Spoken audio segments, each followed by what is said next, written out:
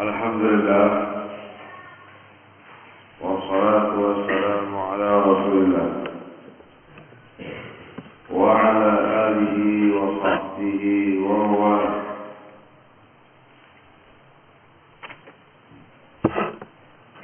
Qala al-muallif rahimahullah ta'ala al-makki wal madani. Sekarang kita masuk pada pembahasan al-makki wal madani, surah makkiyah atau madaniyah, ayat makkiyah atau ayat madaniyah.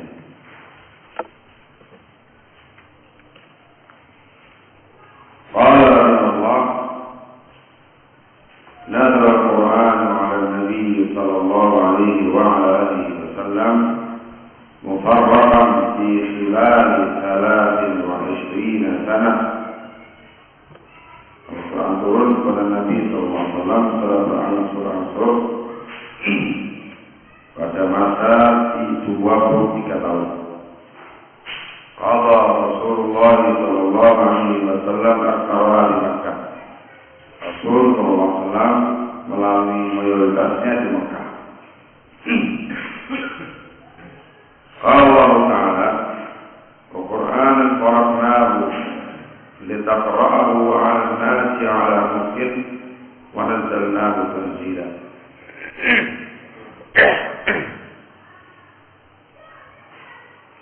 Al-Isra al-Sunnah, Quran yang kami titahkan dia, kami turunkan dengan berangsur-angsur supaya membacakan kepada umat manusia dengan jeda waktu, dan kami turunkan dia dengan sesungguhnya secara berangsur-angsur. Wa lihada qasama al-ulama rahimahumullah ta'ala al-Qur'ana ila qismain. Allah akan dapat Allah membagi Al-Quran di dua macam, Makki wa Madani. Ada yang Makki, ada yang Madani. Sekarang bentukkan definisinya. Fal-Makki ma nazala 'ala an-nabiy sallallahu alaihi wasallam qabla hijratihi ila Madinah. Yang Makki, yang turun kepada Nabi SAW sebelum beliau hijrah ke Madinah. Wal Madani ma nazala 'ala Nabi sallallahu alaihi wasallam 'ala Nabi sallallahu alaihi wasallam ba'da hijratihi ila Madinah. Sementara yang Madani yang turun kepada Nabi SAW setelah beliau hijrah ke Madinah. Ini pendapat yang pertama. Pendapat ini mengacu pada hijrah. Tolak ukurnya ialah hijrah. Yang sebelum hijrah dikatakan Makki, yang setelah hijrah dikatakan Madani. Tidak memandang tempat. Paham ya? Baik itu yang turun di Mekah atau di sekitar Mekah. Yang penting sebelum hijrah dikatakan Makki. Yang setelah hijrah dikatakan Madani, baik turun di Madinah atau turun di Tabuk atau bahkan turun di Mekah sendiri. Tapi kalau setelah hijrah dikatakan Madani. Paham ya? Tolak ukurnya hijrah. Sebelum hijrah Makki, setelah hijrah Madani.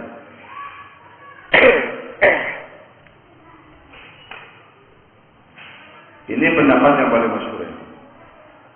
Hadzal qaul huwa al-ashhar. Ini pendapat yang masyhur. Wa huwa alladhi i'tamada 'alaihi al-ulama. Ini pendapat yang dipegangi oleh para ulama. Wa hadha huwa al-aqrab. Dan pendapat inilah yang tepat.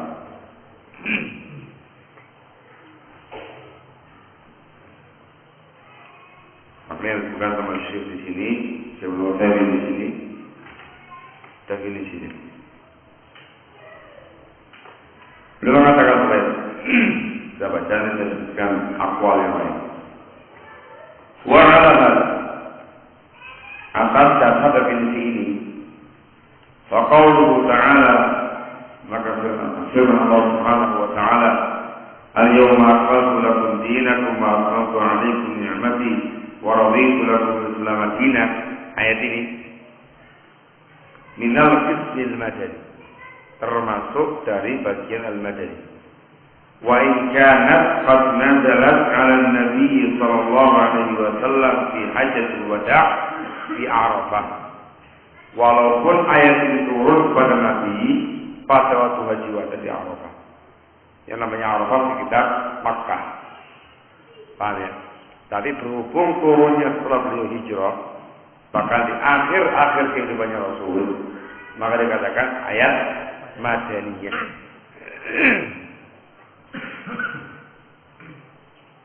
Fabi Sahih Al-Bukhari an Umar radhiyallahu anhu qala qad arafna dhalika al-yawm al-makan alladhi nazalat fihi 'ala an-nabi sallallahu alaihi wasallam nazalat wa huwa qa'imun bi 'Arafah yaum Jum'ah. Katanya Umar, kami telah tahu hari dan tempat turunnya kepada Nabi sallallahu alaihi wasallam. Dia turun, Nabi dalam keadaan berdiri di Arafah pada hari Jumat. Baik, ini pendapat yang pertama. Pendapat yang kedua.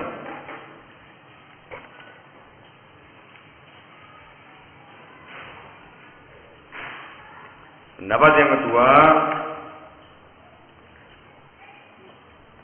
Al-Makki, definisi Al-Makki ialah ma nazala di Makkah. Al-Makki ma nazala di Makkah wa dawahiha walau ba'dal hijrah.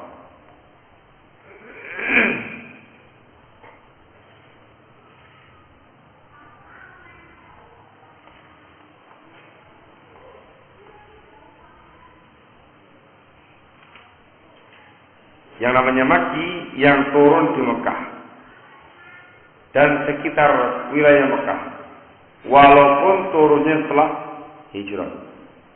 Paham ya?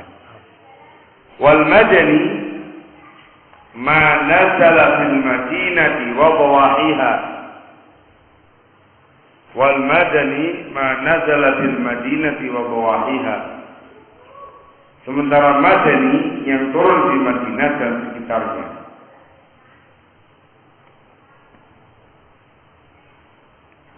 Ini pendapat lebih memfokuskan tempat. Paham ya? Kalau Mekah yang turun di Mekah dan sekitarnya, kalau Madinah turun di Madinah. Dengan pendapat ini, ayat yang dibacakan tadi, Al-Maidah ayat 3, mereka sebagai apa ini? Dikatakan sebagai ayat Makkiyah. Kenapa? Turun di Arafah.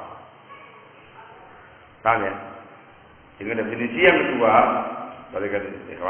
yang namanya Makki yang turun di Mekah dan sekitarnya, walaupun setelah hijrah. Yang namanya Madinah yang turun di Madinah dan sekitarnya. Nah, pendapat yang kedua ini ghairu dhabit. Pendapatnya kurang pasti, kurang menyeluruh.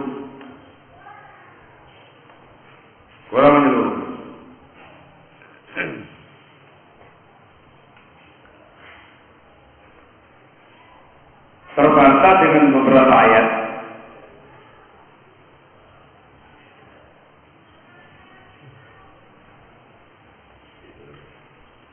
yang turun di luar wilayah Mekah dan Madinah. Yang turun di luar wilayah Mekah dan Madinah. Seperti qauluhu ta'ala yang di At-Taubah ayat yang ke-42. Lau kana 'aradan qariban wa safaran qasida lattaba'uka walakin ba'dat 'alaihim ash-shaqqa. At-Taubah ayat yang ke-42.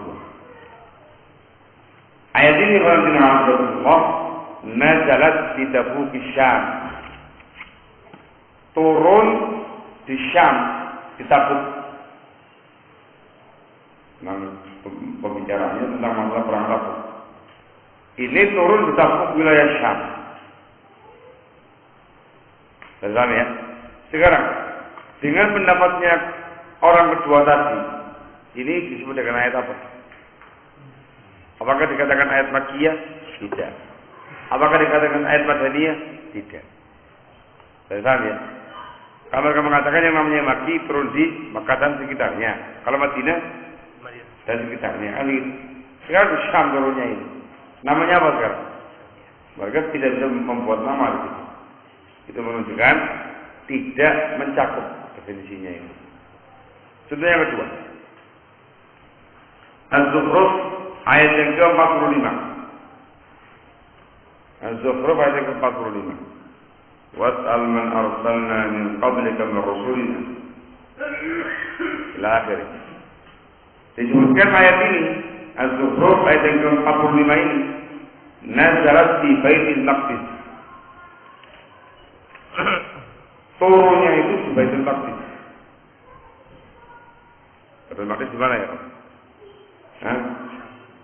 Syam, di Palestina. Karena ada yang mengatakan turunnya pada malam Isra. Ada yang mengatakan turunnya pada malam Isra. Kau kasih nama apa sekarang ini? Makkiyah? Bukan. Madaniyah? Bukan. Dengan definisi Anda. Namanya ayat Syamiyah. Syamiyah juga. Nah, sehingga definisi yang kedua kurang begitu mencakup.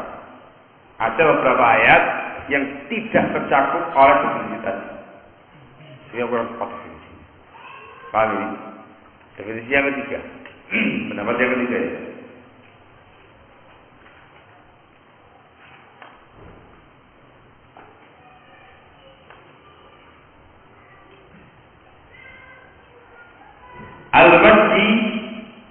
Al-Makki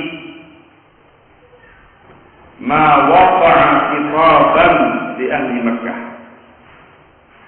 Al-Makki ma waqa'a khitaban di ahli Makkah. Wal Madani ma waqa'a khitaban di ahli Madinah.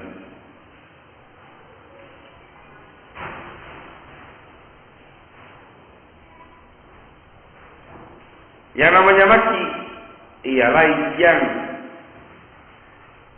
ditujukan pembicaraannya kepada orang-orang Mekah. Sementara yang Madani pembicaraannya ditujukan kepada orang-orang Madinah. Mukhatabnya itu yang diajak bicara orang Mekah, itu Makki. Kalau Madani yang diajak bicara orang Madinah. Ini terkait dengan orangnya. Kalau yang kedua tempat, yang ini orang. Kalau yang diajak bicara orang Mekah, Makki. Yang diajak bicara orang Madinah, Madani. Kemudian mereka memberikan ciri-ciri. Kalau dengan kata-kata ya ayyuhan nas, itu Makki. Paham ini ya?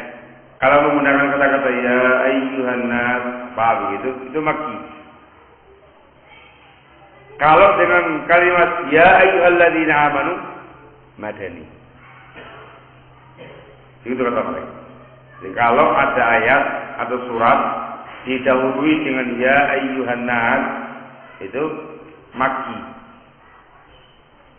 Tapi kalau ada ayat atau surat didahului dengan ya ayyuhalladzina amanu, namanya Madani. Pendapat itu juga begitu. Ini pendapat ghairu dhafir wala hasil. Kurang mencakup, kurang paham.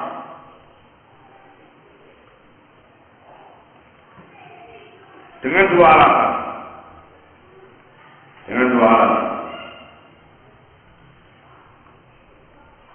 Yang pertama, dalam Al-Quran banyak ayat atau surat tidak didahului dengan ya ayyuhan nas atau ya ayyuhalladzina amanu.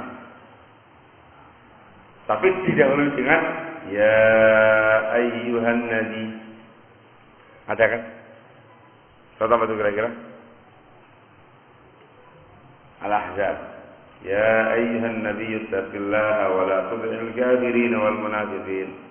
Ya ayyuhan nabi lima tuharrimu ma tahrim. Ya ayyuhan nabi idza talaqtum nisa at-talaq. Beberapa surat tidak didahului dengan ya ayuhan nas atau ya ayyuhalladzina amanu. Didahului dengan ya ayuhan nabi. Kamu katakan apa ini sekarang? Apakah ayat nabawiyah begitu? Saya paham ya? Yang semacam ini tidak masuk pada definisi kalian. Amin ya. Baik. Alasan yang kedua untuk membantah pendapat ini, ada ayat-ayat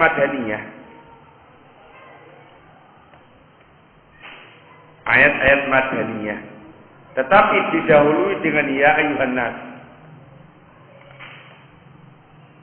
Jadi ada ayat madaniyah atau surat madaniyah, tetapi didahului dengan ya ayuhan nas. Jangan lupa kata mereka kalau ya ayuhan nas itu maki, kan gitu ya. Tapi ini ada madani. Para ulama mengatakan itu madani, tetapi didahului dengan ya ayuhan nas. Contohnya seperti surat Nisa, surat An-Nisa. Para ulama mengatakan madaniyah. An-Nisa itu madaniyah, bukan makiyah. Tapi An-Nisa dimulai dengan ya ayyuhan nasu taqu rabbakumul ladzi khalaqakum min nafsin wahidah. Ya. Ya Pak ya? Iya. Ayo. Gimana sekarang? Kamu katakan kalau ya ayyuhan nas maki. Pada ulama mengatakan madani. Begitu sebaliknya. Ada ayat-ayat makkiyah. Ada ayat makkiyah. Tetapi didahului dengan ya ayyuhalladzina amanu.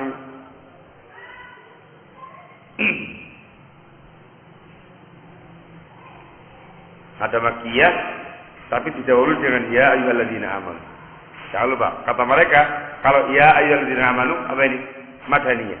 Sekarang kata yang makkiyah, tapi didahului dengan ya ayyuhalladzina amanu. Contohnya, berapa contoh seperti Al-Hajj, suratul Hajj. Ini makkiyah. Makkiyah ya.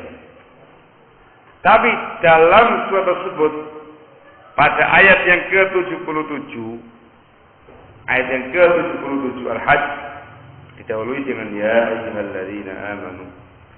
Ya ayyuhalladzina amanu ruk'u wasjudu ila akhir. Ala kulli hal, ini beberapa argumentasi penampilan azakumullah yang menunjukkan pendapat ini pun juga kurang tepat. Sehingga pendapat yang lebih dhabit, lebih mencakup pendapat yang dikatakan oleh Syekh rahimahullah dan pendapat yang masyhur di kalangan para ulama, ini pendapat yang dipegangi oleh para ulama. Yang namanya Makki turun sebelum hijrah. Yang namanya Madani turun setelah hijrah. Tidak memandang orang, nggak memandang tempat. Paham ini ya? Mungkin ini barakallah. Baik, sekarang surat At-Taubah tadi. Lau kana 'araban qariban wa safaran qasida lattaba'uka walakin ba'udat 'alaihim asy-syuqqa. Dikatakan dari turunnya di Tabuk Syam. Kamu katakan Madani atau Makki? Hah? Kenapa Madani? Dikarenakan turunnya setelah hijrah. Tabuk itu setelah hijrah ya Pak. Ayat yang di Az-Zukhruf itu, was'al man arsalna min qablika min rusulina, disebutkan turunnya di Baitul Maqdis pada malam Isra. Makki atau Madani? Makki. Kenapa Makki? Itu sini. Ayo, ketika kan turunnya sebelum beliau hijrah. Ketika Isra beliau belum berhijrah. واضح هذا؟ طيب. قال رحمه الله: ويتميز القسم المكي عن المدني من حيث الأسلوب والموضوع. Al-Makki itu berbeda dengan Al-Madani dari sisi uslub dan mawdu'nya. Uslub itu pembahasannya, mawdu' itu itu tema yang diangkat. Beda ya. Terus berganti. Yang pertama, amma min haitsul uslubi fahuwa. Dari sisi uslubnya, perbedaannya satu. Al-ghalibu fil makki quwwatul uslub wa shiddatul khitab. Pada umumnya ayat-ayat Makkiyah itu kuatkan uslub dan keras dalam khitabnya. Lianna ghaliban mukhatabin, karena umuman orang yang diajak bicara ketika itu mu'ridun mustakbirun, berpaling dan sombong. Wala yaliqu bihim illa dzalik, maka tidak cocok untuk mereka kecuali dengan uslub yang serupa. Quwwatul uslub yang sama. Beliau mengatakan iqra surah al-Mudaththir wal Qamar. Kamu baca surah al-Mudaththir dan al-Qamar. Itu sangat kuat perkataannya. Nah, amal madani, adapun madani, fal ghalib fi uslubihi lin. Umumnya uslubnya itu lin, lembut, lunak, lentur. Wa suhuratul khitab, dan ringan, enteng khitabnya. Lianna ghalibal mukhatabina muqbiluna munqadun. Karena keumuman yang sejarah ketika itu menerima dan tunduk. Iqra surat Al-Maidah, dan membaca Al-Maidah, tentu. Nah ini yang sejarah para sahabat yang semuslim ketika itu. Yang kedua, al-ghalibul makki qisarul ayat wa quwwatul mahajjah. Umumnya yang namanya Makkiyah ayatnya pendek-pendek, tapi kuat argumentasi. Pendek tapi kuat argumentasinya. Lianna ghalibal mukhatabina mu'anidun musyaqun faghadibu bima taqdi haluhum. Karena umuman para mukhatabnya mu'anid, menentang. Musyaqun, kata menentang. Maka mereka tidak bicara dengan uslub yang sesuai dengan keadaan mereka. Pendek, singkat, tapi kuat. Singkat, tapi kuat. Menusuk. Baca, atur. Amal madan. Fal ghalti ful ayat. Wazirul ahkam mursalah. Biduli muhajjah. Kalau pada umumnya ayatnya panjang. Panjang. Dan penyebutan hukum secara langsung. Dengan tanpa adu argumentasi. Langsung. Panjang. Di anna halal taqdi dzalik, karena ayatnya keadaan mereka menghendaki demikian. Baca ayat Zaid di surat Al-Baqarah. Ayat berapa ini? 282. Ayat Zaid yang satu halaman sendiri. Ya ayyuhalladzina amanu idza tadayantum bidainin ila ajalin musamman faktubuh. Itu ayat Zaid. Kita baca satu ayat, satu lembar panjang. Penyebutan hukum dengan tanpa ada argumentasi, itu secara uslub. Faedahnya para hukum untuk para orang-orang yang menyampaikan Islam ini. Ini namanya hikmah berdakwah. Secara uslub, seorang dai Allah harus menyesuaikan dengan kondisi masyarakat yang masing-masing. Paham ya? Jadi ada uslub lin, ada uslub syiddah, fleksibel dari kondisi masyarakat. Gak lin terus, loyo, gak syiddah terus, terlalu kasar. Tapi menyesuaikan keadaannya. Terkadang syiddah, gak lugas, tidak banyak petir-petir, tak. Nah, gitu. Jadi Pak Dewi, tak. Nah. Barakallahu. Kita harus perhatikan ini. Ada muhim juga. Dengan uslub, saya harus bisa lead, harus bisa shift juga masuk ini. Ya. Kalau maksudnya misalkan orang-orang yang terbiasa dengan ilmu, terus manut, para pencari ilmu yang siap untuk diisi dengan apapun, dowono aja, daurah 2 jam, daurah 3 jam. Karena masalah, kan ya? masalah. Terus saja, tidak ada masalah. Kemudian yang adalah, tapi itu orang-orang yang awam, orang-orang yang nggak terbiasa dengan pengajian semacam ini atau ilmu yang semacam ini, khususnya beda. Jangan kamu sampaikan dengan gaya begitu. Ini masalah ada khilaf, ada dua pendapat. Yang pertama mengatakan begini, dalilnya demikian, tapi itu keliru. Argumentasinya begini. Pendapat yang kedua, ini sedikit argumentasinya salah itu. Dikatakan beberapa hal. Yang kedua, mata yang pertama begini. Yang pertama, mata kedua begini. Itu beberapa pendapat. Belum yang ketiga, belum yang keempat, belum yang kelima. Bingung orang yang mendengarkannya itu. Gimana begitu, Pak? Ini gimana maksudnya ini? Walaupun kamu rojikan yang rojik pendapat yang ini. Bingung dia. Terus yang tadi gimana tadi? Bingung. Atau kamu sebutkan dengan perinci masalah. Masalah lagi. Terus itu. Itu orang sampai bingung sendiri. Yang pertama mudahnya juga belum nemen, belum sempurna. Tambah lagi yang kedua, tambah lagi yang ketiga, tambah lagi yang keempat.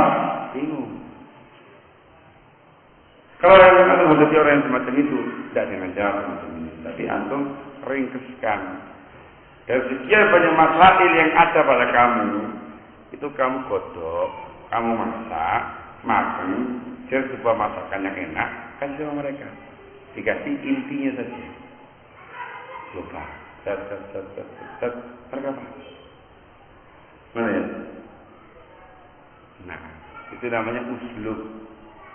Uslub dalam menyampaikan sesuatu. Tergantung siapa yang dihadapi.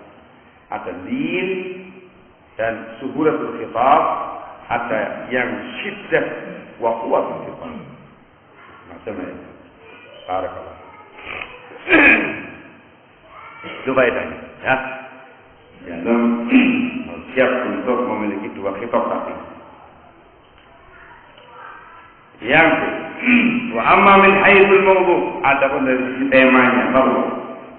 Yang pertama, al-ghalibu bil makki taqrirut tauhid wal aqidah salimah. Pada umumnya pada ayat makkiyah itu menetapkan masalah tauhid dan akidah yang salimah. Khususan ma yata'allaqu bi tauhid al-uluhiyyah wal iman bil ba'thi. Khususnya dengan masalah uluhiyah dan iman dengan hari kebangkitan.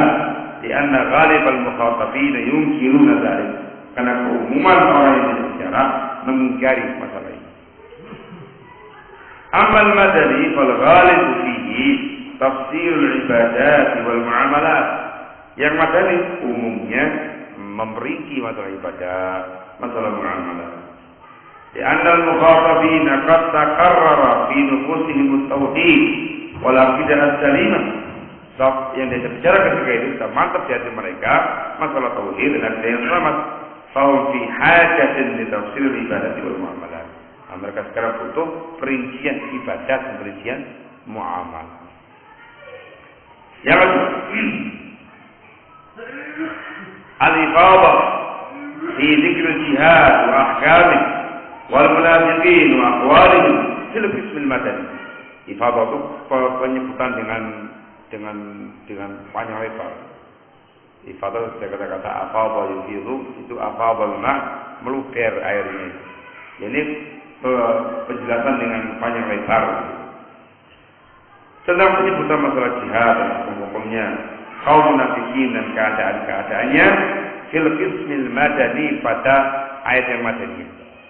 Liqtida'il hal dzalik, karena itu kondisi yang mengharuskan demikian. Haitsu syuri'an jihad, di mana jihad disyariatkan, wa dhahara nifaq, dan kemunafikan telah nampak di khilafil qismil makki. Beda dengan qismul makki. Ini dari sisi mawdu'. Ini pun juga demikian, barakallah. Jika belajar berfaedah oleh para sahabat Allah dalam berdakwah kepada Allah kepada masyarakatnya, itu harus pandai-pandai memilih mawdu'. Harus pandai-pandai memilih tema yang diangkat. Menyesuaikan kondisi mad'un. Ingat, bukan Jangan dimaknakan menyesuaikan selera masyarakat, tidak. Tapi mensiasati kondisi masyarakat. Tema apa yang pas untuk kali pertama sampaikan kepada mereka, sampaikan kepada ini. Untuk kemudian diajak melalui tahapan-tahapan dalam penyampaian ilmu tadi. Paham ya? Sehingga seorang dai harus memahami betul latar belakang masyarakat tadi. Yang banyak berkembang di sana itu apa? Kultur budayanya, adatnya, kebiasaannya, dan segala macam itu kayak apa? Harus tahu. Harus paham. Mana ya? Jadi ini apa? Itu namanya ilmu dakwah itu. Hikmah dalam segala cara. Sehingga tema yang diangkat pun sesuai dengan kondisi mereka. Mereka sampaikan, masuk. Hal muhimun jiddan. Jangan memotong satu tema. Dai itu memiliki 1001 tema. Kalau masyarakatnya itu membutuhkan 2000 tema, dia punya 2001 tema. Ada kelebihannya. Mana ya? Di sini dibutuhkan ilmu yang cukup untuk para umat Allah. Yang namanya dai tidak semata-mata ceramah, ngerti ya? Enggak semata-mata bicara di forum umum, dikatakan dai, dikatakan ustaz, enggak. Tapi yang namanya dai Allah, yang namanya ustaz, di samping ilmunya harus mumpuni, dia harus pandai membaca keadaan, kondisi masyarakat, kondisi madu yang dibicara, tema apa yang diangkat, usulnya bagaimana, harus tahu. Itu namanya dai, bukan penceramah. Barakallah. Jauh ilmu, harus ilmu. Kalau ilmunya cuma segenggam, itu temanya bakal kehabisan. Kalau menghadapi masyarakat, punya tema sebenarnya cuma 1, 2, 3, 4, 5. Dia cuma punya 5 tema. Menghadapi masyarakat yang sedemikian rupa, modelnya dan ragamnya itu. Bingung dia cuma punya 5. Mau tema yang sebelah mana? Yang ini sudah sampaikan, ini sudah, ini juga sudah, ini juga sudah, ini juga sudah. Untuk muterai, berkali-kali diulang-ulang begitu. Bosan masyarakat. Dia harus memiliki segudang tema, segudang mau, dan harus pandai pada bisa mengemas sebuah pembahasan dengan lebih menarik, lebih pas dengan usulnya masing-masing. Ingat, itu kuncinya ilmu. Ilmu ini jeru, temanya akhir. Ilmunya dalam, temanya banyak. Ilmunya jangkal, 3 tema. Barakallah. Dan juga membutuhkan yang namanya pengalaman, namanya khibratul dakwah. Dibutuhkan yang namanya pengalaman dalam dakwah ilallah. Terjun langsung dengan masyarakat, bisa langsung mengetahui dan menjiwai bagaimana kondisi masyarakat masing-masing. Dengan cara seperti ini, kok gagal. Yang ini kok nggak bisa. Yang ini kok nggak bisa. Masih yang ini kok bisa. Itu semuanya namanya khibrah. Dibutuhkan waktu yang sangat lama untuk kemudian bisa menjadi seorang dai yang sukses. Barakallah. Suksesnya bukan dalam urusan tentunya, sukses dalam menyampaikan dakwahnya ke masyarakat, berhasil menyampaikan ilmu tengah-tengah mereka. Barakallah. Jadi yang namanya ustaz dan dai itu bukan kakisan gitu. Belajar sebentar, tahun 2 tahun di pesantren, penjujuran dari ustaz, dari dai. Tampil, insyaallah. Tidak semudah yang dibayangkan, barakallah. Harus panjang sampai membutuhkan tahunan atau mungkin puluhan tahun supaya matang terkait dengan dakwah dia di Allah tabaraka. Ini semua diambil dari pelajaran ayat Makkiyah dan ayat Madaniyah. Barakallah. Sekarang faedah. Kita baca dari Syekh yang bersinggung dai. Jadi, qala rahimahullah, fawaidu ma'rifatil madani wal makki. Faedah mengetahui madani dan makki. Ma'rifatul makki wal madani naw'un min anwa'i ulumil Qur'an al-muhimmah. mengetahui makki dan madani atau pengetahuan tentang makki dan madani satu jenis dari jenis ilmu Al-Quran yang sangat penting. Wadhalika li'anna fiha fawaid. Tepatnya ada sekian banyak faedah. Minha di antaranya satu, zuhur balaghatil Quran di a'la maratibiyah. Nampak sekali balaghahnya Al-Quran pada mata tertinggi. Jika maka kita melihat Al-Quranul Karim menjadi puncak balaghah Quran. Haitsu yukhatibu kulla qaumin bima taqtadihi haluhum. Di mana Al-Quran mengajak bicara setiap kaum dengan kondisinya masing-masing. Min quwwatin wa syiddah, dengan uslub yang kuat, aulin wa suhulah, atau uslub yang lin yang mudah. Misalkan balaghah Al-Quran. Kami semakin yakin itu Alhamdulillah. Yang kedua, zuhuru hikmatit tasyri' fi asma ghayatihi.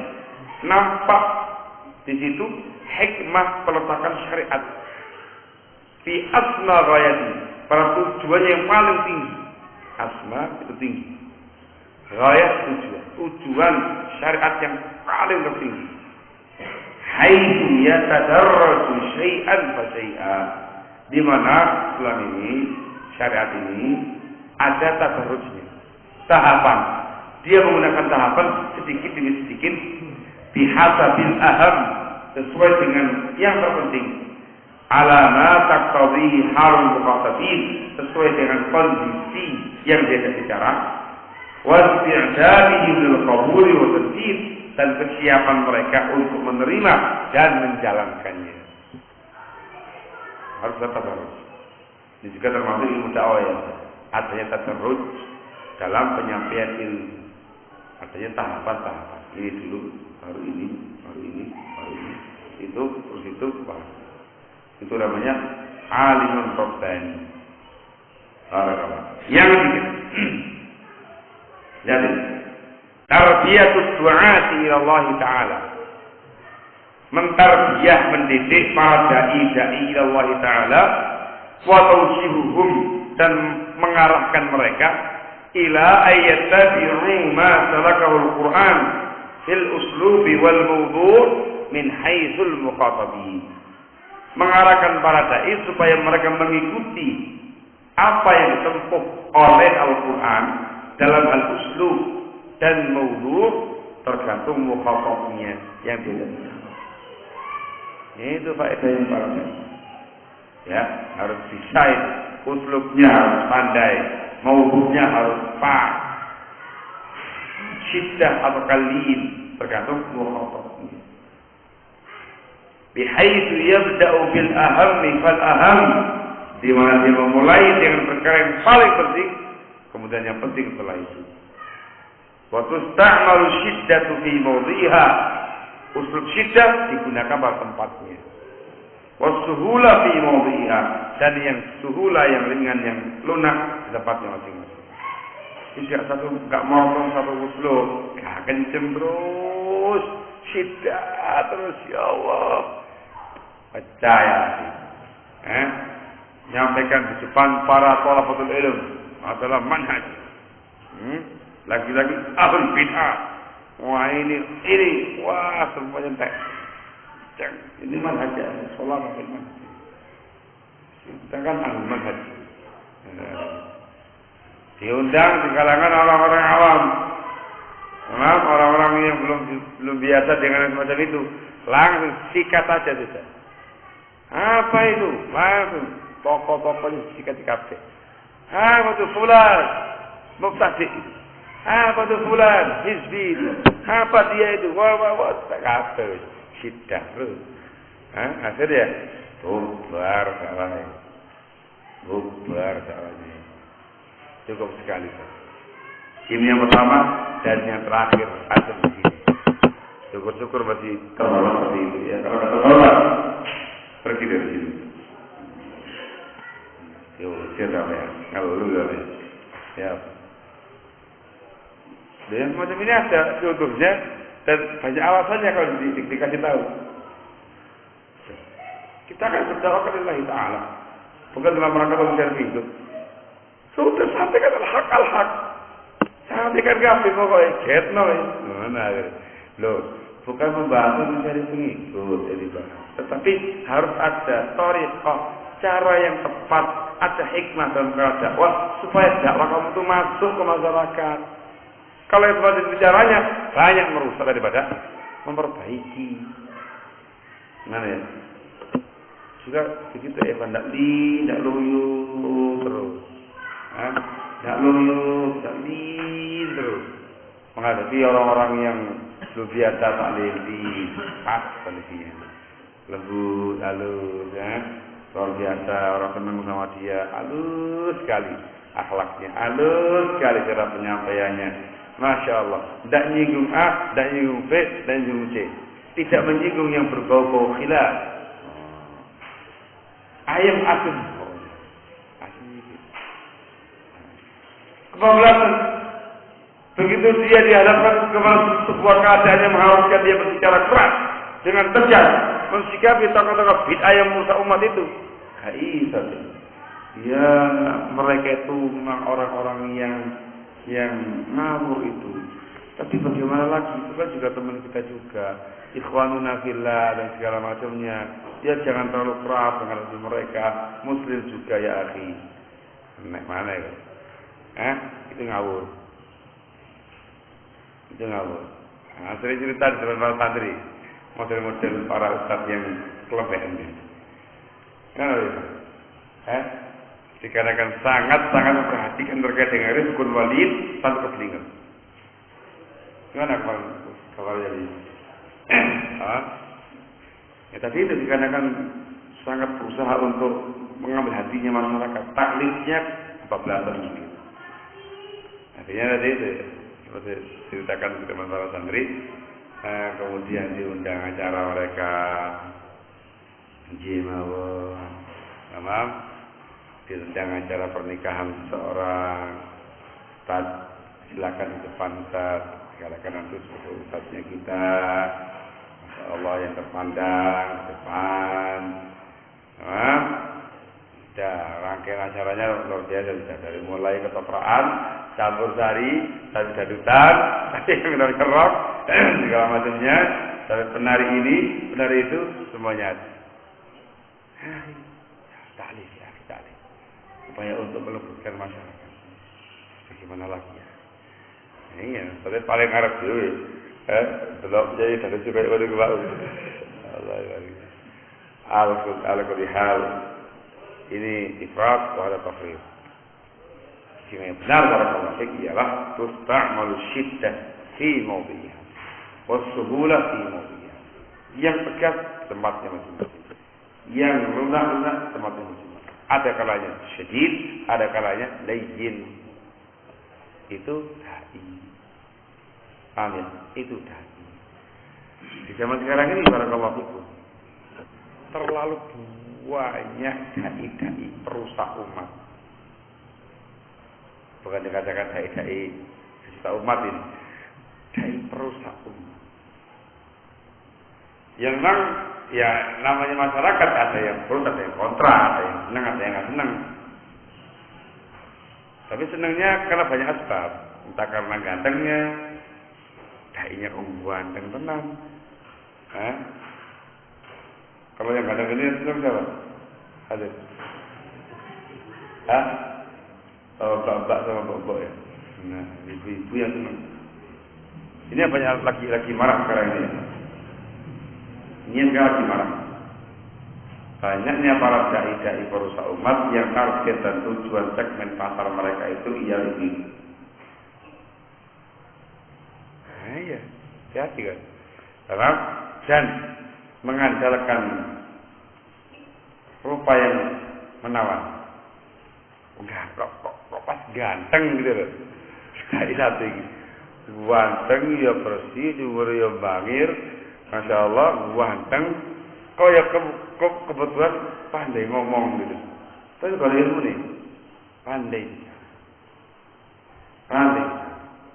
Orator orang. Terkenal dengan ciri khas kenceng kalau bisa.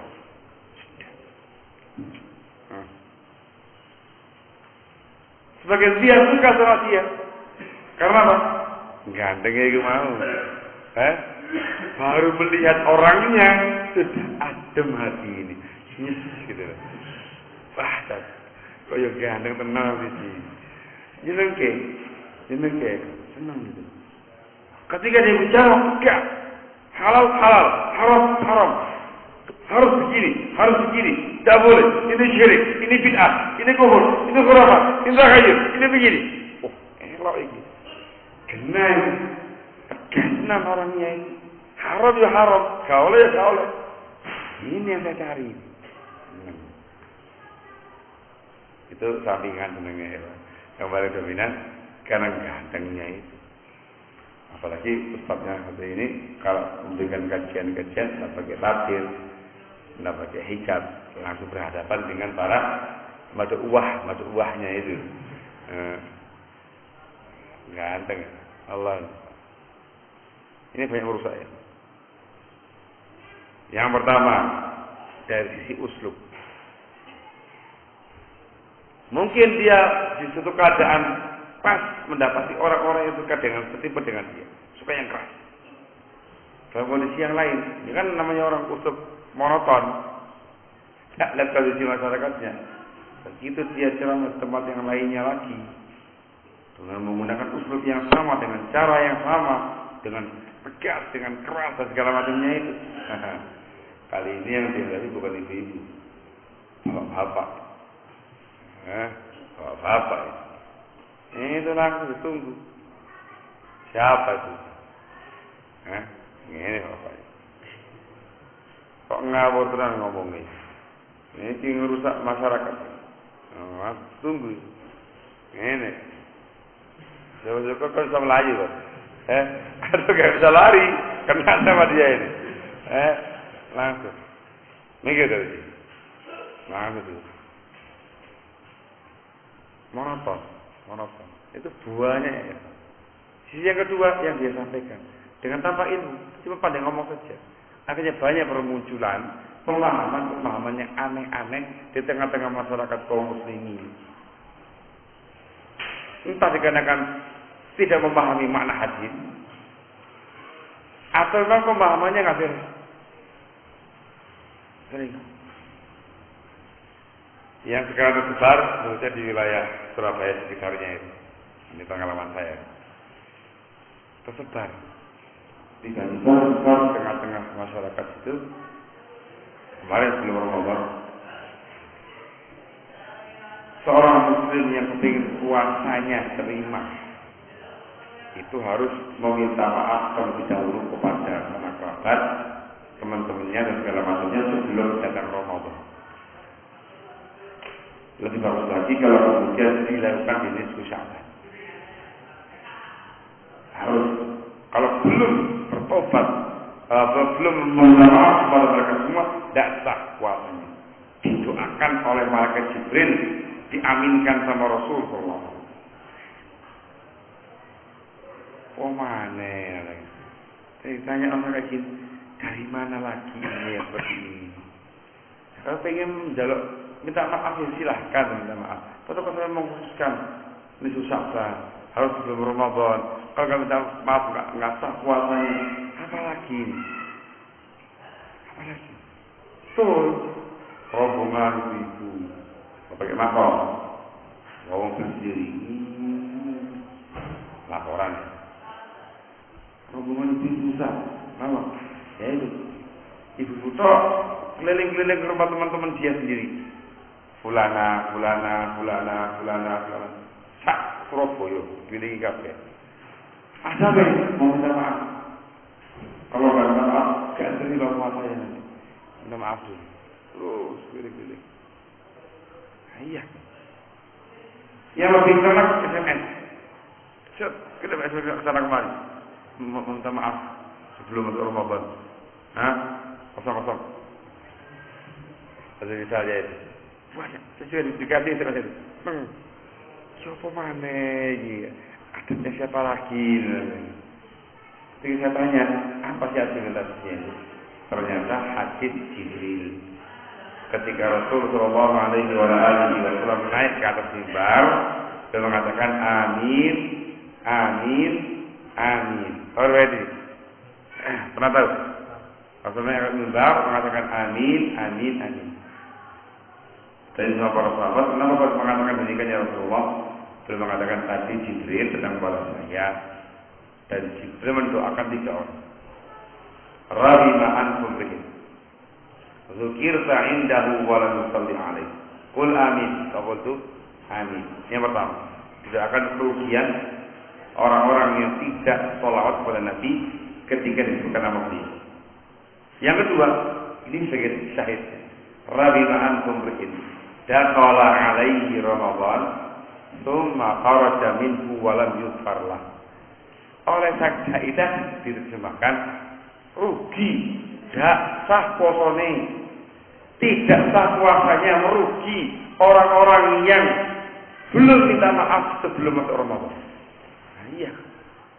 Dakhala alaihi Ramadan thumma kharaja minhu wa lam yughfar lah. Rugi orang yang belum minta maaf ketika sebelum masuk Ramadan. Gak sah posone.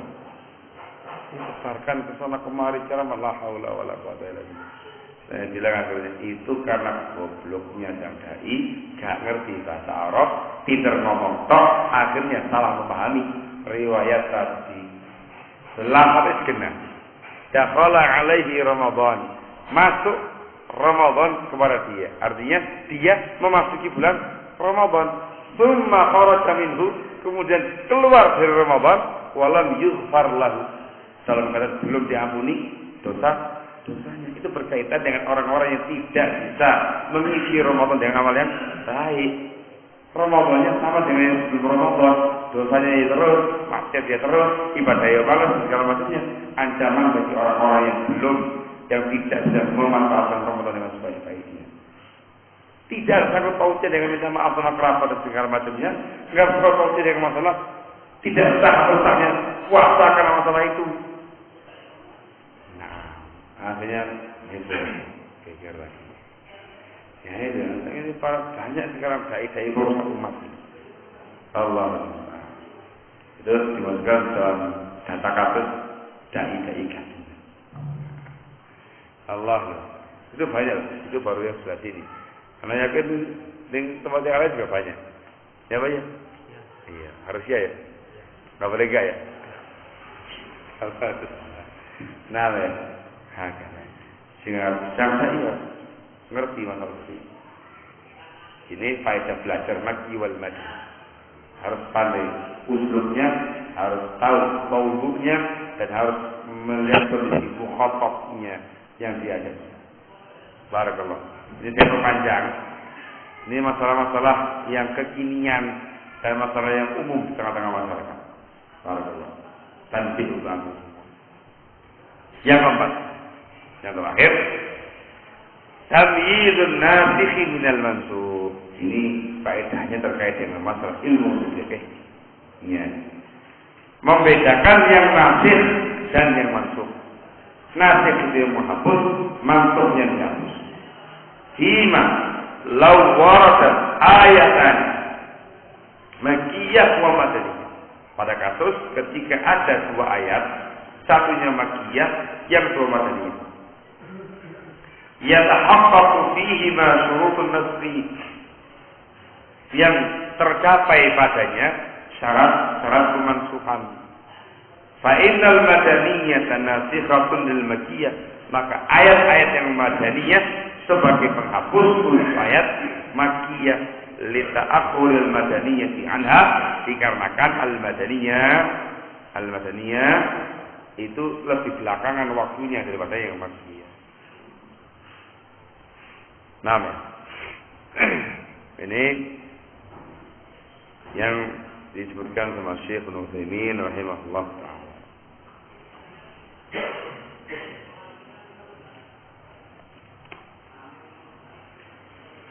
Ada beberapa permasalahan terkait dengan Masjidil Madani, tapi jalan cukup. Ada yang terkait dengan pembahasan hikmah turun Al-Quran dalam mufarraqan, tartib Al-Quran, kitab Al-Quran dan misalnya. Insyaallah kita bahas pada pertemuan besok. Insyaallah. Sekarang sudah boleh kembali dibaca. Enteng. Ada kan? Ada yang mau tanyakan?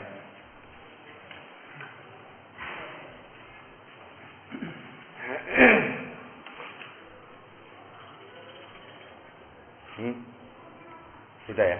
Saya kira itu sudah capean. Makanya saya ajak keliling-keliling kawasan Nusantara supaya refreshing sedikit otaknya. Barakallah. Saya kira itu sekian saja.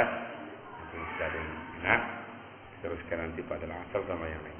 Alhamdulillah. Astaghfirullah wa atubu ilaih.